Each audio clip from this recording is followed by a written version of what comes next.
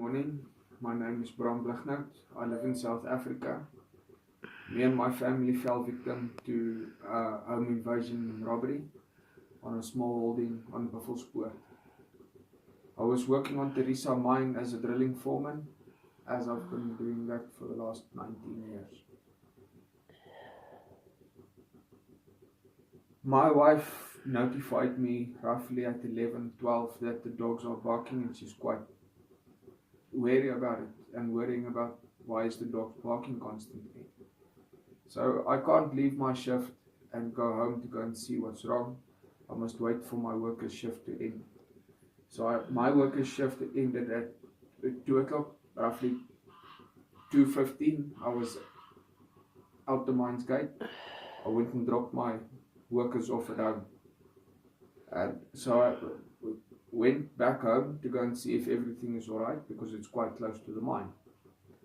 And as I stopped at home, I haven't even switched off the vehicle yet, and I was already held at gunpoint by two assailants. And they continuously told me on the way to the back door that I must shut up and mustn't make a noise, otherwise they're going to kill me. And they made me unlock the door. I unlocked the door and went into the house. The assailants went to my wife's room, go and collected my wife, and sat us down in the living room. They tied us up. They picked me up and took me into the kitchen, and still continuously tell me I must just be quiet, otherwise they'll kill me. And they asked for money, and they were adamant about a laptop and firearms, which we did not have. And they took the money that we had in the wallet. It was money for the next day for bread, milk, and transport. And they went on taking my cell phone, my wife's cell phone, and that's when they started becoming rude and telling me all sorts of stuff, that what their plans are, and I must just keep quiet, otherwise it's going to be difficult for us. And they continued in the house, ransacking the house, looking for valuables. And at that time, my wife saw a chance to stand up and run out the back door, maybe to go scream and get help. And she still asked me quietly, is it fine? And I said, yeah, they're inside the house, I can't see them. So she stood up and she ran. As she exited the back door, both assailants ran after her. And at that time I heard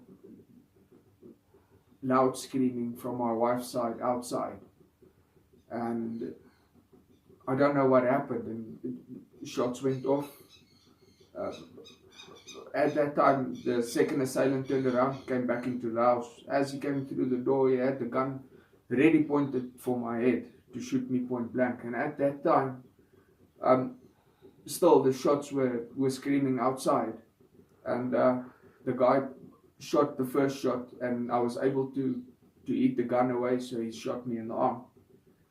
I grabbed him, and we struggled. In a struggle, he shot me once on my shoulder, and then two shots went off, and the fifth shot went below my shoulder, right through my body, severing the nerve in my back.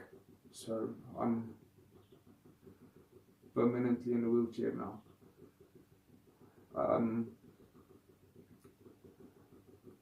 I did not know what was happening outside because of all the shots. I don't know if my wife was still alive. My wife didn't know if I was alive, because in total it was 10 shots that went off between the two assailants. My wife is outside, I'm inside. The direction of the shots was directly towards my sons as he shot me. So that was the very first thought that went through my mind was, I don't know what happened to my wife, and I don't know if my sons is fine, because the way that he shot me was in the direction where they were sitting in the lounge.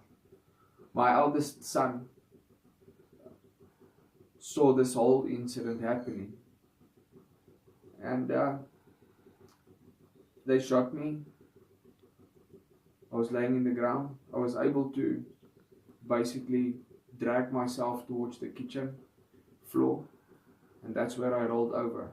The assailant that shot me still stood by the basin in the kitchen and waited to see if it was fatal, if I'm gonna die. Maybe he stood there for a good 5 minutes just staring at me until I asked him nicely, listen, please, you can leave now. We've got nothing for you. And he slowly exited the door, met up with the other assailant outside, and they walked off. That's what I could have seen. As they walked off, I saw them disappearing through as I was laying and I was looking outside. I called my sons to see if they were fine. My eldest son replied immediately and said, no, he's fine. So I asked him, listen, come here. He was still scared.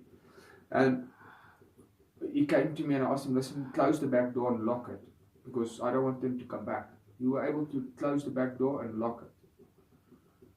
And at that time, I did not know what was happening outside. My wife is fine. And I was laying in the kitchen floor. My son helped me with towels. What was happening outside? My wife is fine.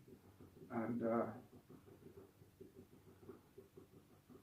I was laying in the kitchen floor.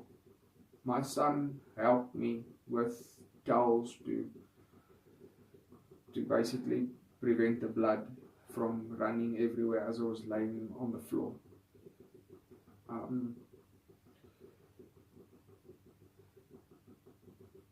I don't know how much time went past as I was laying there and my son was helping me the whole time. I don't know how much time went past until I saw blue lights coming towards the small holding. And at that time I heard voices outside and I heard my wife's voice. So that was the very first time that I knew that, listen, I don't know if my wife is unscathed or what happened, but I heard her voice. She came into the house. I felt very assured because my wife, by God thank you, did not get shot. And basically that is what happened. And their plans that they told me, if it was successful, they still made remarks when they put my wife down. And I could understand it because I've been working on the mine for a very long time. I could understand what their remarks was, and they were definitely going to rape my wife, and they're going to make me watch it. I still told him in the kitchen that, listen, this is going to become a fight. And he still said, listen, I'll shoot you, I'll kill you. I must keep quiet. And they're going to do what they want to do.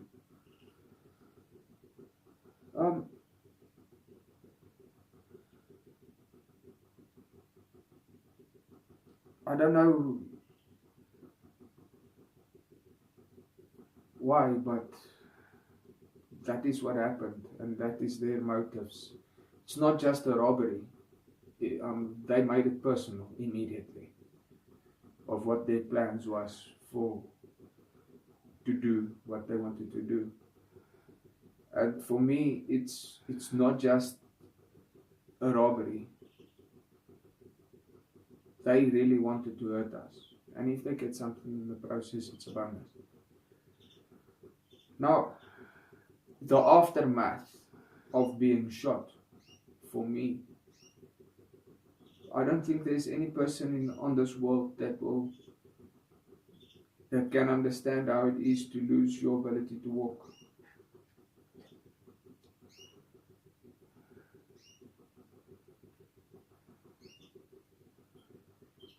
It's not nice.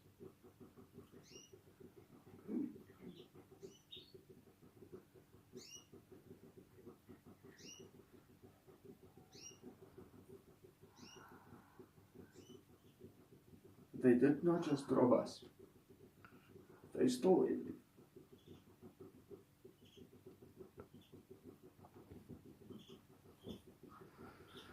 Ja hom nie nou stop nie.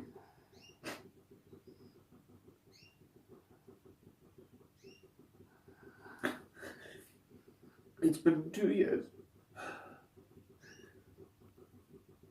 The person that says it gets better, being paralyzed, is lying. It does not get better. I did not just lose the ability to walk, I lost the ability to provide for my family.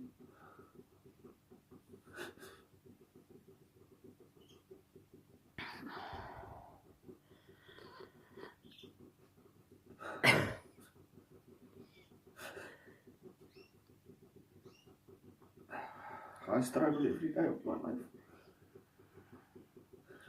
I'm in pain. I can't explain. And there isn't one doctor that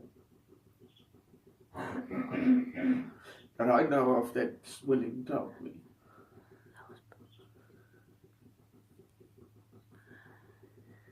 This is hard. This is really hard. And being paralyzed is expensive. All the medical costs just build up and build up and build up. I'm too small for my wheelchair now. My wheelchair is too small for me now. I must get a new wheelchair.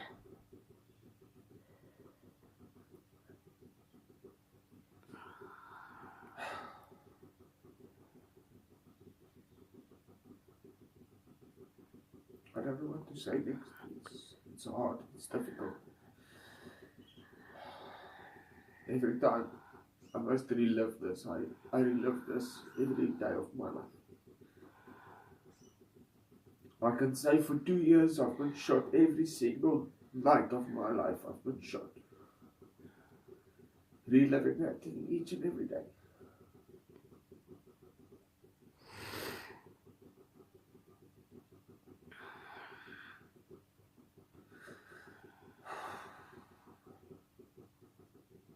But I just want to thank everybody that helped us up until now. And everybody that stood there and stood behind what they said they're going to do, they done. And we are really thankful for that. And thank you for the people that came into our lives and just done nothing.